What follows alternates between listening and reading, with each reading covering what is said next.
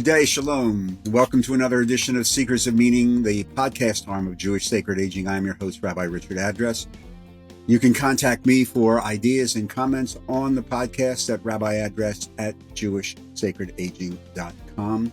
And we invite you to join our website, jewishsacredaging.com, and visit our Facebook page, conveniently known as Jewish Sacred Aging on Facebook.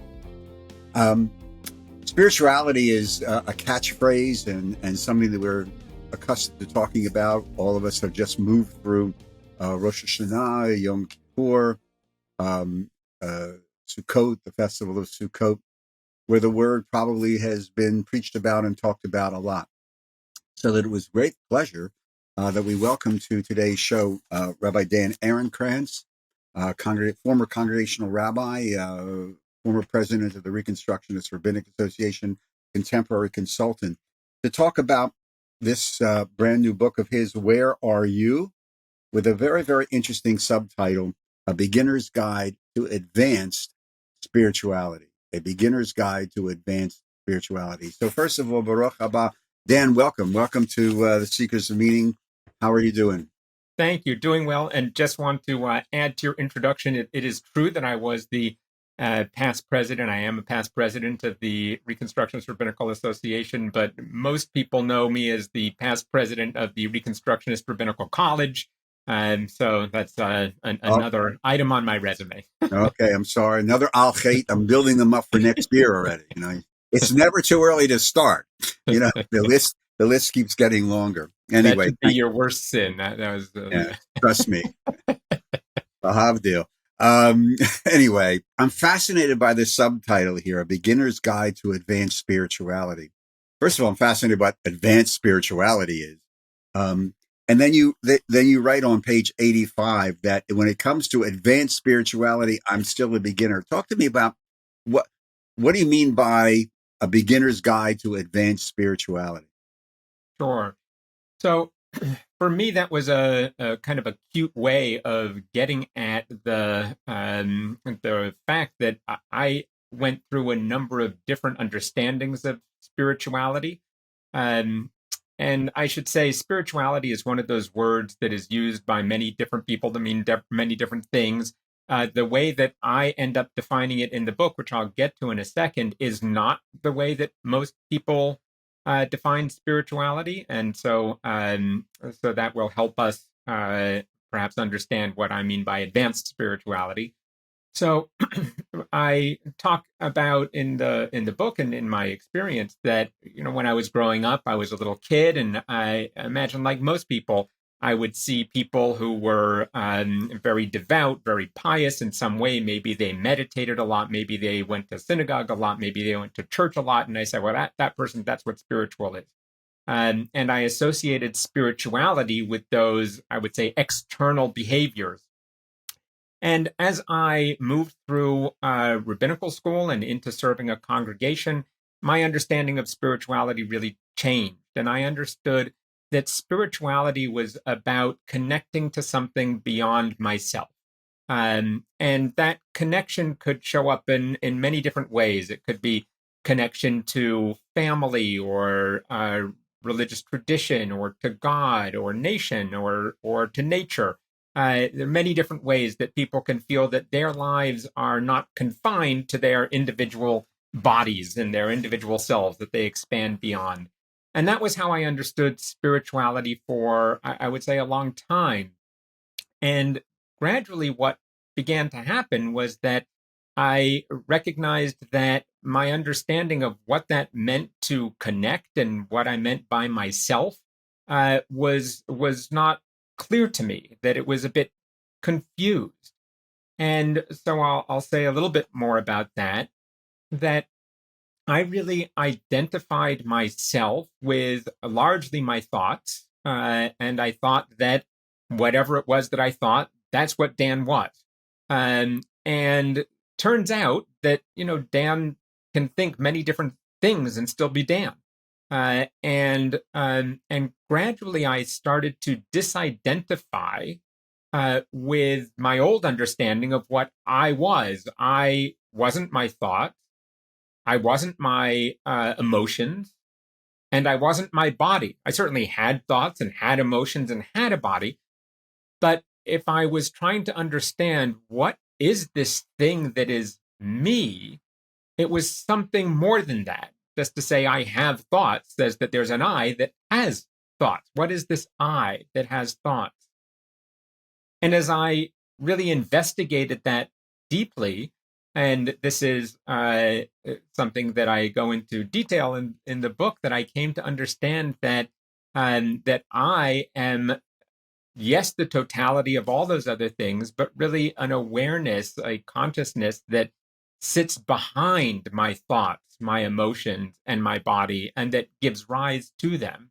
And in that way, I disidentified with the ways that I had been identifying as what it was that I was. So the reason that I would say that that became advanced spirituality for me was that I began to understand that everything was indeed that consciousness, that awareness that I was. And suddenly it's no longer about connecting to something outside of myself, beyond myself, or even within myself. It's more about what is my essence and what is your essence, and recognizing that those are really the same, that we are all of that same essence. Um, and so that recognition allowed me to understand spirituality as seeing the world as it actually is, instead of as we might choose to think or imagine that the world is. I had imagined that I was very important in the world. I was the subject of all my thoughts and all my behaviors. I was, the essential thing. And then to discover that particular I that I had been identifying with wasn't actually who I was at all. And that change of really fundamental identity allowed me to see the world, I would say, more truly as it is, and in a less illusory fashion. So when I wrote, well, I'm really just a beginner at this advanced spirituality stuff, the reason for that is that I, like most people, will go back and forth between those understandings. I still get stuck in my mind. I still get stuck in my emotions, and I attach to them and I identify with them very strongly. But now I will most typically, after a period of time, sometimes short, sometimes longer, recognize, oh, you're doing that again. Oh, wait a second. That's not who you are. That's not what's happening here. And in that way, I come back to, I would say, that advanced spirituality. But I don't live there full time. And my hope is that over time, I will be able to, I would say, occupy that more true identity more fully. And so right now, I'm a beginner, and maybe I'll always be a beginner. I'm not sure when one is advanced at advanced spirituality. I haven't experienced that yet, but perhaps there are some who have. Dan, so in this journey, a congregational rabbi, uh, the college, was there a tipping? Was there like a point where you just sort of like there was an aha moment, which is, or an understanding internally, something happened internally to you that said, "Wait a minute, I am not the center of the universe as you were talking about, but I have to I have to reassess really the I." What was Did that happen all of a sudden? Was it gradual? Was there a moment or a cause of that? And Yeah. the reason why I ask you is because I'm finding in our work in Jewish sacred aging that when we talk to people of my cohort, okay, who are on this path, there seems to be a moment in their life where they realize, wait a minute, wait a minute, wait a minute. The pursuit of more toys is a waste of time. So that's why I'm posing the question to you. Yes, I think it's an important question. When I hear people talk about their own spiritual evolution, as I just did a little bit about my own, they will sometimes point to these epiphany moments. And I've certainly had, really, as a, for I can remember as a child and as a teenager, these kinds of epiphany moments. And in those epiphany moments, I would indeed come to the feeling state that I conveyed to you.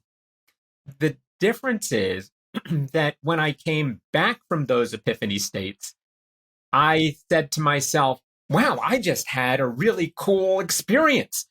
That's really interesting. I'm so interesting that maybe I can do that again. I'm very advanced. Look at me. I'm wow. And the difference was recognizing that I didn't have that experience. The experience was awareness having an experience of awareness, not Dan having a very clever moment. And so for me, I would say it wasn't that there was a single moment, as many people, when they describe their own spiritual evolution, will describe. That wasn't true for me. It was really a gradual diminishment and recognition that didn't come all at once, but came kind of bit by bit and still chipping away, I would say, as I described earlier. One of the reasons that I wanted to write the book is that this topic of spirituality, many people feel, well, it's not for me, I'm not a spiritual person, or they would say, spirituality is very interesting, but I don't know how to do it. And to try and make spirituality more accessible, because I don't think it's that hard, actually. I don't think that it is reserved for special people who have meditated and lived in caves for years and years. I think it's really something that that all of us, if we are interested and want to access, are able to. And I wanted to allow the reader of the book to kind of walk in and walk in easily. Are people programmed? Is there a spiritual gene in us, do you think? I don't know how to answer that question. I would say that our makeup, because it is who we are, that there's something in us that wants to come home to ourselves, that we want to be at home with who we are. And since spirituality, I understand really in a way that it is about being in touch with who we are. It's an essential part of being human. Is there a gene for that exactly? I'm not sure. We're talking with Rabbi Dan Ehrenkrantz, the author of Where Are You? A Beginner's Guide to Advanced Spirituality. There's a segment in the book that I find fascinating that I want to just ask you about, and that is the concept of fear. It is my observation, having done this now for 50 years, that for many people, there is a fear of really confronting who they are. I mean, we've just come through the holidays where we're holding up the mirror to ourselves, and my concern is that so many people did it pro forma. They went to services or they went on the Zoom service or whatever, but really to pull back the curtain of themselves is very, very fearful.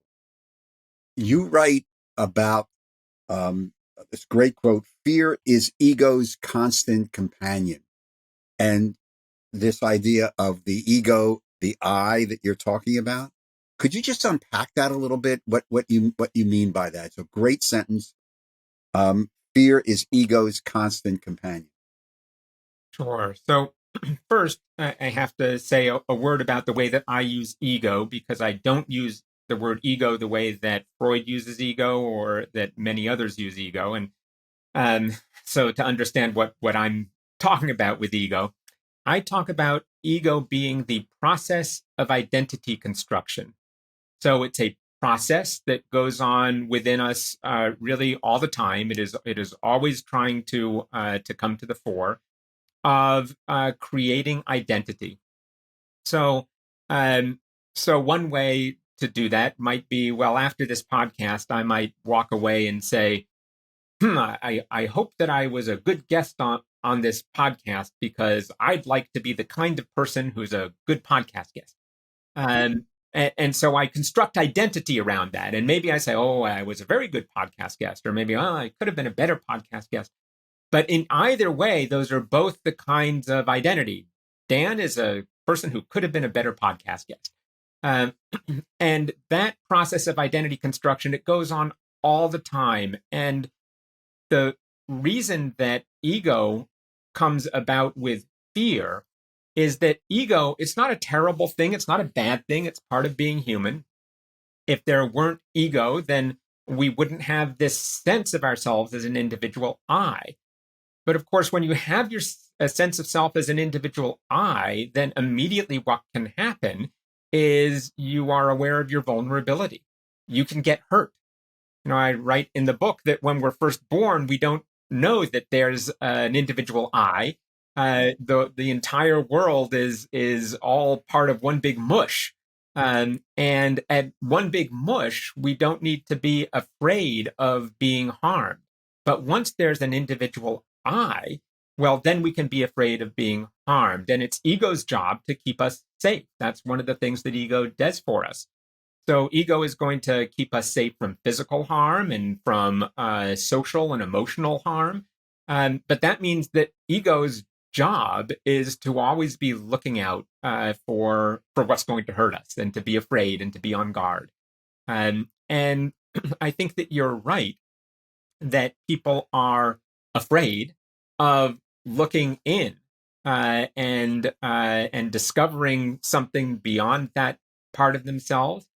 But that fear, I think, is about a wrestle with ego.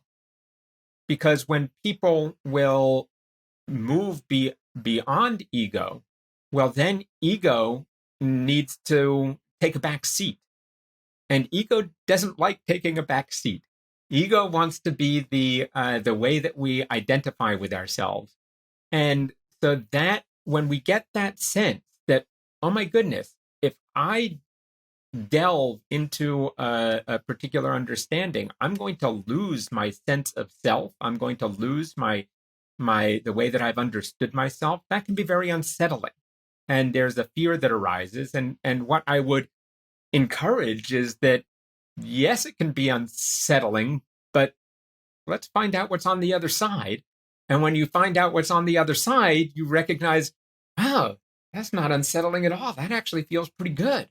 And so that original fear, I think, is a little trap of ego that is saying, don't let me go to the back seat. I need to be the driver here. I need to be in control. And I think we need to figure out ways that we can tell ego, it's okay. You're going to be okay. You'll be here later. Don't worry. You're not going to disappear entirely. You'll be back. It's sort of like, what you're saying. Reminds me a little bit of the lechacha, parasha lechacha of, and all of us are involved with this. Why I love the text that we're all moving into a future. We really don't understand it. We really can't control it. Yeah. And that's part of I think part of the fear of the future, especially as we get older. To many people, there's a greater fear of tomorrow because there's just less of that support system around. That's another sermon for another time, which nobody really needs to hear right now.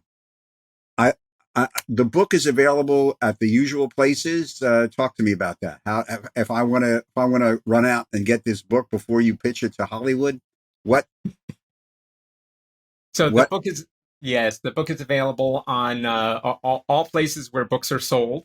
There is also an audiobook, so there's a print book and an ebook, whether you want Kindle or Nook or however you get your ebooks, and it is available where books are sold.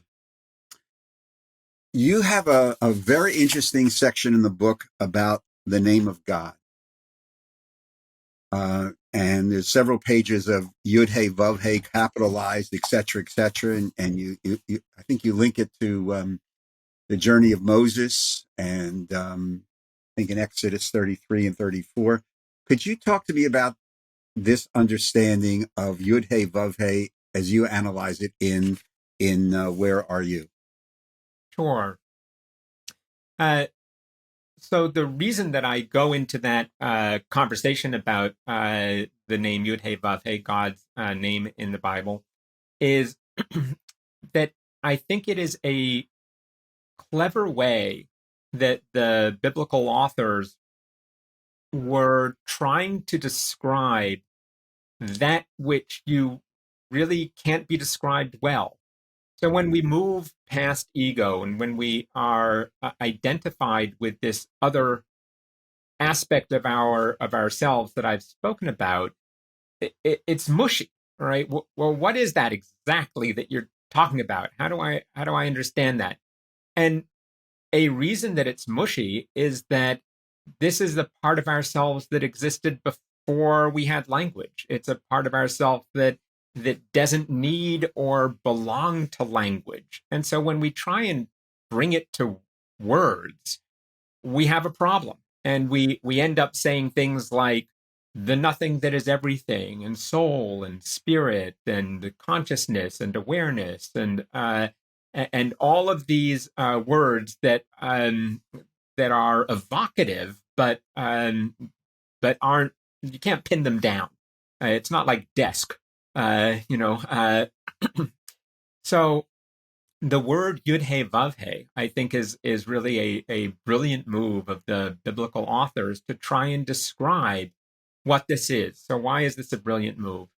Well, many of your listeners may know there's the prohibition against pronouncing God's name, and that prohibition is there, sure, but also if you take the letters with no vowels as they would have existed in the biblical text, YHWH, and pronounce that, you'll get something like something that has sound, but that has no. You that's it's not desk. you No, can't not you can't hold it, um, and then its meaning. We can look at the meaning and we can see. Oh, I can see exactly what this word is. This word is the verb to be. What form of the verb to be is this word? Well, it's got elements of the past, elements of the future, and elements of the present. So it's the verb to be conjugated in a way that doesn't tell us if this is being in the past, present, or future. I know what this word is, but I can't tell you what it means. I see this word in front of me, but I can't pronounce it. And I think this corresponds very deeply to that experience that we have when we were to say to ourselves, well, take a moment and find that part of yourself that was you when you were 5 years old. And it was also there when it was 8 years old. And it's also there right now. Well, find that part of you inside yourself. Go look for it and find it. And the experience that I think many people have is a quick sense of, well, I'm trying to find it. Where is it here? Where is it? And they can't find it. And from not finding it, they will quickly say, well, I don't know, I couldn't find it. It's either a waste of time or it's not there. It's not worth contemplating or thinking about. And I think that the word Yud Hey Vav Hey, that name of God, is telling us, oh yes, it's there. It's right in front of you. It's part of you. It's essential to you. It is your nature, but you can't say it out loud, even though you can see exactly what the letters are. You can't understand its meaning, even though its meaning is readily apparent to you. And in that way, I think the biblical authors were giving us clues and hints where they were doing their best to try and capture this experience in this word that is a word that they use for deity, for God's name. There are a lot of people now who talk about, colleagues will preach about this, creating a spiritual practice. Creating a spiritual practice. When you hear that, what happens to you? Can I like say, okay, here's my list of 6 things, and this is my spiritual practice? is it quantifiable? Is it personal? How, when you hear that, what happens to you? How do you react to that? Yeah, I would, I get interested, honestly, and I would say, oh, tell me more about your spiritual practice and hear what people might be doing or considering to be their spiritual practice. For some people, it can be gardening, and for somebody else, it's sitting and meditating. And so the place that I would say I push a little bit in the book that's, shall we say, unorthodox, is to make sure to examine that the spiritual practice is not becoming yet another entrenched identity. Because I think that spiritual practices are very good at that. I'm a meditator. I am a yogi. I am a devout Jew. I'm a conservative Jew, a Reform Jew, a Reconstructionist, an Orthodox Jew, a Hasidic Jew. I'm this. All of those are forms of identity that we are layering on whatever our practices are. Now, in the book, I also talk about what is the purpose of these practices. And often the purpose of the practice is, well, this is the magic bullet that if you just meditate, you get to enlightenment. Well, if you just pray 3 times a day, you have a place in the world to come. Whatever that magic bullet is that you think this spiritual practice is going to give you. And I challenge that and say, really, the goal of these practices is to exhaust ego. That ego is so busy holding on to our identity that we have to figure out a way to let it loose. And spiritual practices, if they function to help ego let go, then they really are, I think, functioning well. And if they become yet another way for ego to hold on, entrenched identity, then I think that the spiritual practices are actually, in a way, working against us. And so we can shift them, we can reboot them, we can drop them, we can do them differently. But if we recognize that, the spiritual practice has become another layer of identity for me to layer on, to give ego another way of holding its place, then I think the spiritual practices aren't actually helping us. You mentioned the idea of labels. So it just triggered something I just want to ask you before we need to wrap up. We're so conditioned. We were, like you mentioned before, Orthodox Jew, Reform Jew, Conservative Jew, this Jew, Buddhist Jew, non-Jew, whatever. Are we moving, in your experience, are we starting to move into a situation right now in the American Jewish community where we're getting rid of the labels? We don't have to label ourselves. I'm a Jew. And I may go to the Chabad service one day. I may go to the Reconstructionist shul the other weekend. But I don't want to label myself because I'm just continually in the process of evolving. Do you think go ahead? Possibly. I don't know that I have kind of great wisdom on the sociology these days of how people are identifying. The way that I would just challenge is that even I am a Jew is still an identity, right? I am a male is still identity. I think even those labels are ways that we allow ego to rule the roost. And again, it's not that I would say, I'm not a Jew. Well, that's a label too. Or I'm not a male. For me, I've identified as male, so I can say, yes, I identify as male. It's a way I identify, but it isn't my essential being. You end the book, and I want to conclude this with the conclusion that you got with this lovely midrash that I want you to unpack for us. The title of the chapter is "Carrying Your Own Light," which I think it's a beautiful little story. Talk to me about that. And by the way, as you get this book for our colleagues out there who want to use this book as an adult ed or sisterhood, brotherhood, book groups, etc., Dan, at the end of the chapters, has sort of like a little black box with key takeaways. So if you get lost a little bit in the reading of the chapter, you can just focus in on these key takeaways from each chapter. So Dan, beginning of a new year, it's a very new year. We've come through the holidays, we've come through Sukkot, we've waved our lulav, we're refreshed, we're renewed.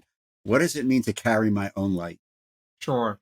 So the story is of a student who comes to the Rishner Rebbe and says to him, when I'm immersed in study, then I feel light and I feel love, but when I leave, then everything is lost. I lose all that connection that I had. What should I do? And the Rishner Rebbe responds by saying, this is like when you are walking home on a dark evening and you're walking through the woods and you encounter another person who has a lantern. And for a while, you walk together and the path is lit. And then that person has to split off and go their own way. And there you are in darkness again. And the Rishner Rebbe says, if you carry your own light, then you don't need to be afraid of the dark. So the way that I understand that and the way that I was using it in that conclusion that you mentioned was to say that, yes, when you perhaps read books about spirituality, or if you are in the company of a wonderful teacher, and you then feel that sense of connection and you feel the glow of the insights, well, that will go away as soon as you close the book, unless you're able to carry your own light. So for me, carrying your own light as a conclusion was a way of saying, this book is going to be meaningful to you if you can take its message to heart and you internalize those messages. Then the fact that you're done reading, or that you're not reading spiritual material, or you are not involved in ecstatic group singing or in gardening or whatever it is that is lighting your fire, whatever those spiritual practices are that you're not doing at that moment that help you achieve some altered state, you will be able to retain that same connection even as you go off away from those particular activities and into the rest of your life. That's a great way to end. It's a great story. So thank you for that. Thank you for the book. Where Are You? A Beginner's Guide to Advanced Spirituality, Rabbi Dan Ehrenkrantz. Thank you very much, Dan. Thank you for your time and your passion with this. Stay safe, stay healthy, and hopefully I'll bump into you on maybe the I-95 between Bucks County and southern New Jersey, if the traffic allows it, which it usually doesn't. Take care, man. Thanks, Richard. Pleasure talking to you. And Happy New Year. It's still not too late to say that. Just stay healthy. Thank you. To all of you, thank you again for joining us on today's edition of Seekers of Meaning, the podcast arm of Jewish Sacred Aging. We can thank you very, very much for your continued support. And if you'd like to make a tax-free donation to help us continue the podcast and the work of Jewish Sacred Aging, go to the website, jewishsacredaging.com, and you'll find a conveniently located donate button. And also, if you would like to join some of our sponsors and become a sponsor for a series of these podcasts, just email me at rabbiaddress@jewishsacredaging.com. Seekers of Meaning is produced at the Broadcast Center of Lubetkin Media Companies in Cherry Hill, New Jersey, and a shout out to our producer, Steve Lubetkin. I am your host, Rabbi Richard Address, and I look forward to greeting you on our next edition of the Seekers of Meaning TV show and podcast. In the meantime, stay safe, everyone. Stay healthy. Be kind to one another. Shalom.